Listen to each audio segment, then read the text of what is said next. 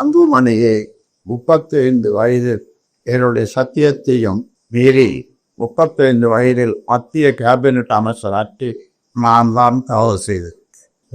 இல்லை ஒரு கூட்டத்தில் அன்புமணி பேசியது நீங்கள் பார்த்திருக்கிறீர்கள். நானும் பார்த்தேன்.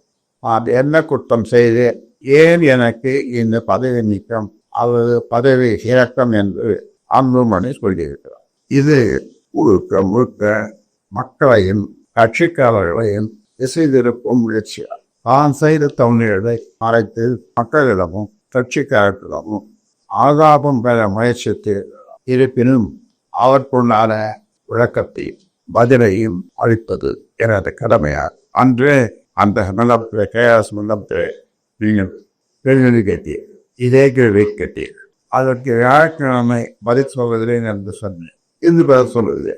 இனிப்பை தவிர்த்து கசப்பான வார்த்தைகளை கொண்ட மருந்தைதான் பதிலாக கொடுக்கும் நிலை ஏற்பட்டுள்ளது. சொல்லப்போனால் தவறு செய்தது அன்புமணி அல்ல. அன்புமணியை 35 வயதில் என்னுடைய சத்தியத்தையும் மீறி 35 வயதில் மத்திய கேபினட் அமைச்சராற்றி நான் தான் தவறு செய்தேன். என்ன தவறு செய்தேன் என கேள்வி கேட்டு என்னை குற்றவாளியாக மக்கள் மத்தியிலும் கட்சிக்காரர்களிடமும் அடையாளம் காட்டி அனுதாபத்தை பெற முயற்சித்தார். நான் அவருக்கு பதில் சொல்லித்தானே ஆக வேண்டும்.